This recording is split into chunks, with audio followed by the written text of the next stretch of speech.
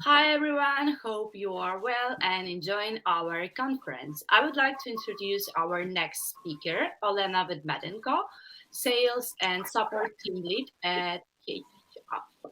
And she will talk about the topic why is ASO not working in 2023 and how to change it. Lena, stage is all yours. Yeah, thank you. Hello, everyone. It's a great honor for me to be a part of this conference again. And yeah, today we will talk about ASO, why it may not work for some applications, and how basically change it. So, if to talk about my path in App Store optimization in mobile marketing, actually, it started 3 years ago when I joined KEYAPP. And at this stage, it is possible to say that I have already faced huge variety of cases, both of App Store optimization and, of course, of app promotion. And just a couple of words about KeyApp. We are a platform which provides services for app promotion and app analytics. So we work with keyword promotion, with app reputation management, and of course, we have some free App Store optimization and analytic tools to help app developers and app marketers basically gather the keywords for your application, analyze these keywords, and prepare the keyword research for App Store optimization. And as you may get, today we will talk about mobile applications, mobile games, and particularly about App Store optimization, what it is, the main mistakes done in App Store optimization, and how basically make it work for your app success. So first of all, I suppose it is needed to discuss what App Store optimization is. If you worked with applications like prepared the releases and launches, you may know that App Store optimization is a process of improving an app's visibility in the app stores with the aim to increase the amount of organic download the application gets, as well as to increase conversion rates. So basically, among some main aims of App Store optimization, of course, is the increasing of some positions for search requests the application has on Google Play or App Store, and of course, the increase of the click-through rate or so-called CTR. And typical CTR optimization includes your app title, app icon, app screenshots, and of course, partially app rating and app reviews, which users may check before they download the app. So if you ask why it is important to pay attention to App Store optimization nowadays, because it seems that already all the strategies and all the things about this field are sad. But anyway, if you check some data from even Statista, it is seen that nowadays there are 3.5 million of apps on Google Play and 1.6 million of apps on App Store. And of course, the competitiveness is increasing, and it is needed to make more and more efforts, even not to get some organic downloads, but just to make the user to click the application, and then, of course, to make to download your application. So if to talk about some pros of App Store optimization, of course, as I had said previously, it is improving of app visibility. So when you do some keyword optimization, you give the application the chances to get into the index for search requests. And basically, this gives the users the possibility to find your application in the search list. Of course, it is getting downloads by relevant users, what is extremely important, because users which are attracted to the application should be interested in exactly in this type of application to stay in it and to make some in-app activity and of course some revenue. And of course it is increase of app revenue and conversion rates. Actually, there are various ways to monetize your application, such as in-app ads, in-app purchases, some subscription model. And as a result, many of app developers decide to run ads to bring in more users to application and thus more revenue. But if your app store listing page isn't converting and convincing user to download the application, your ad spend may be just wasted. And remember that App Store optimization involves conversion rate optimization and getting people to click through and download actually the app. So at this stage, I would like to point attention to some mistakes often done in App Store optimization. And first of all, when you proceed with optimization, it may be happen so that you do not create this strategy. And from my experience, I can tell that a lot of app developers, which go, for example, to our company, even may not think about App Store optimization at this stage of development. And basically, it is a completely wrong approach. And you need to analyze the app market and the niche you are going to enter with your application even before you start the development. And in such a way, you will get which applications are popular, which, for example, visual trend they are using. For example, you can check different top charts, some popular apps, some top free games if you have a game app.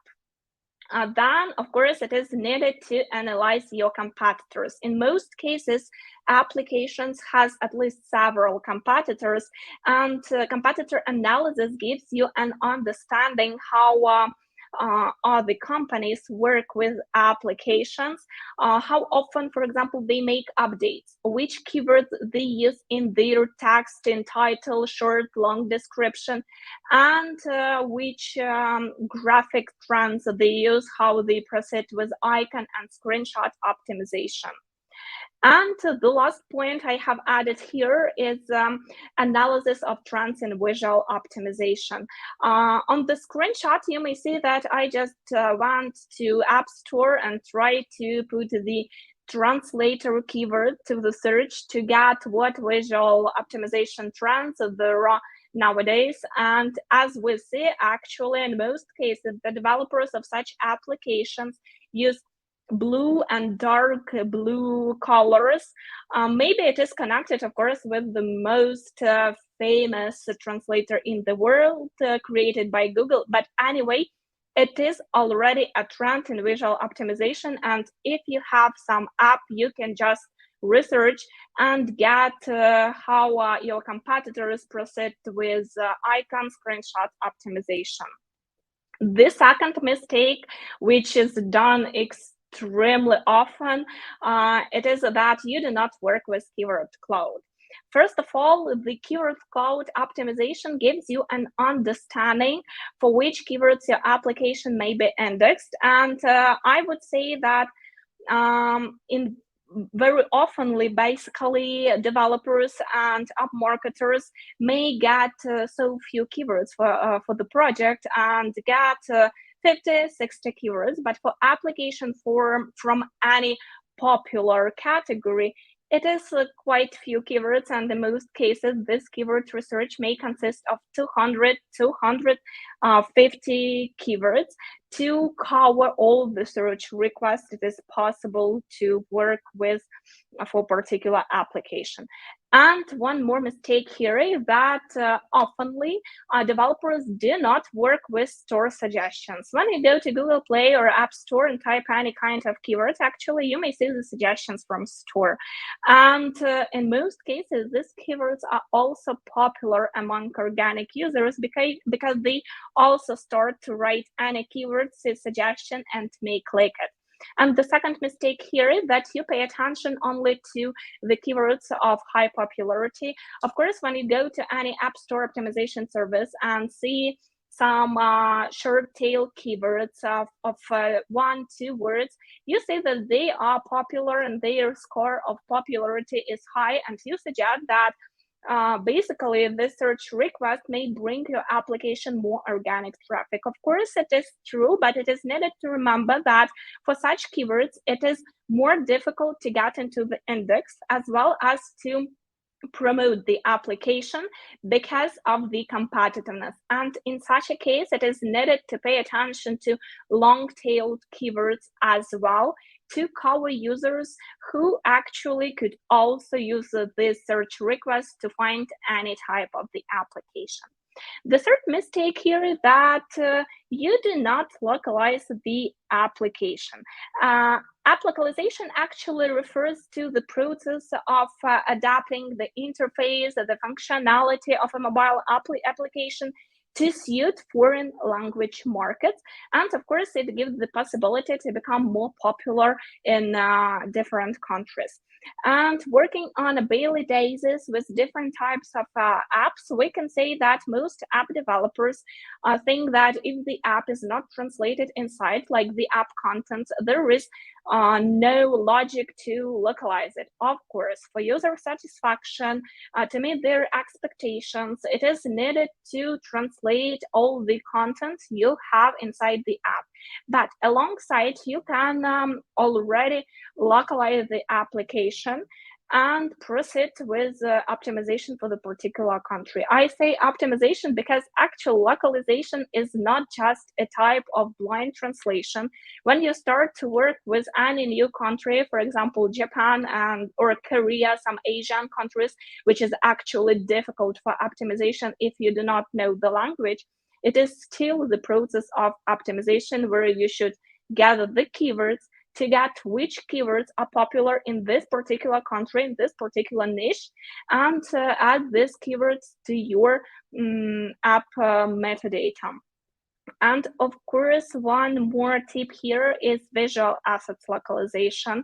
I would say that even in some Asian countries, it is important to show the user that the application was created exactly for them. And if to analyze applications, some popular of them, which are available in the US, in Great Britain, and in Japan, actually it is seen that most app developers try to localize visual assets, like on this screenshot where the app screenshots for the US have one models, and for Japan it is already Asian models. And of course, do not forget to translate all the text mentioned on the screenshot on your app icon to the local language as well, to meet the user expectation and to show that this application actually localized and they may download it and use even without knowing of English or any other language.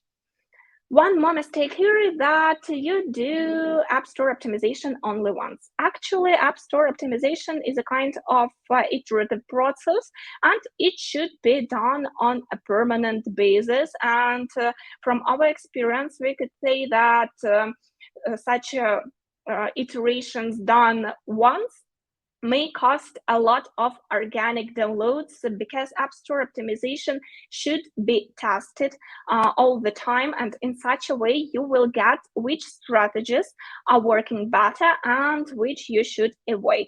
For example, what I can recommend is that you need to gather 3 sets of keywords and just test each of them during 4 weeks. And in such a way, you will get which keywords give you a higher amount of organic downloads and which do not work for application. And after such tests, you will be able to gather all the keywords which gave the best result and add them to your text metadata.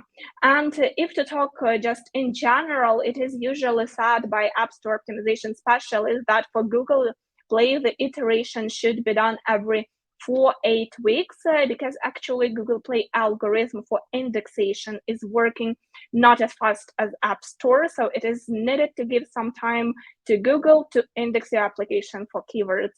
And for App Store, it may be even done every 4 weeks. You can change the keywords, you can add some new to get into the top 250 for search requests. One more mistake here is that you use the same approach to Google Play and App Store. If you worked with App Store optimization or with any type of keywords promotion for application on both stores, it is seen that they are completely different. First of all, it is seen when you optimize the text metadata. One common thing is that both for Google Play and for App Store, the title of your app, so your app name, is the most important field to add the keywords to, with the aim to be able to index and in such a way your users can find you. But when we are going, for example, to full description, for Google Play, it is important to work with full description to add their keywords, not as many as possible, because not to add so many, but anyway, it is important to add the keywords which you would like to index for at least 2-3 times to the whole text of your full description. But already for App Store, this field is not important, and App Store doesn't check it with the aim to give the application indexation. So of course, for App Store, you can work with full description with the aim to tell your users what the application is and what its functionality, but with the aim to get into the index for keywords, there is no sense actually. And the same thing about reviews, for example, for Google Play, it is possible to add some keywords to reviews with the aim of indexation. And for App Store, there is no sense because algorithms are working differently. And the last mistake is that you try to increase the app positions for keywords. You try to conduct any other type of promotion, for example, some ads, before you have done the App Store optimization. It is a mistake because App Store optimization is focused on the increase of conversion rates, and before any type of promotion, it is needed to do the ASO. And if to talk about keyword promotion, actually, of course, App Store optimization is one of the tools to increase the app positions for the search request on Google Play or App Store, but there are some other tools, and keyword promotion is a kind of it. And it is a process of app positions increasing in the search list for a particular search request. And this type of promotion is made with the help of special keyword installs, like your application is downloaded for the particular search request, and in such a way, Google Play or App Store understand that the application becomes more and more popular and it should get higher positions. And actually, why the application needs to have high positions for search requests? The answer is pretty simple. Just to get organic downloads. If you go to Google Play or App Store on your mobile phone right now and type any kind of keyword, you will see that there are from 4 to 6 apps on the screen without scrolling. So that's what organic users do. They type the keywords, and in most cases, they download the applications from the ones which are seen on the screen without scrolling. So in most cases, 80% of search traffic, which is actually considered to be the biggest part of organic traffic the application may get, goes to top 5 of apps on Google Play or App Store. And if you have, for example, the 15th position for such popular keyword as dating app, organic users may just not see your application when they type search request dating app in the search. And here I would also like to pay some attention to some examples of keyword promotion, just for you to understand what I mean under this term. So basically, this is the example for Google Play. The application was optimized. All the keywords were added to text metadata, all the visual assets were done, all the tests, A/B tests were conducted to get which visual assets are working better. And already after this, we get an inquiry to increase the positions for the search request farm games in the US. So as you may see, we have started the promotion with keyword installs from the position 39. So when user typed farm games, They saw this application in the US on the 39th position. And after the promotion with keyword installs, we got rank 1, so the first position in the US. But this type of promotion, as I have said previously, should be done only after App Store optimization.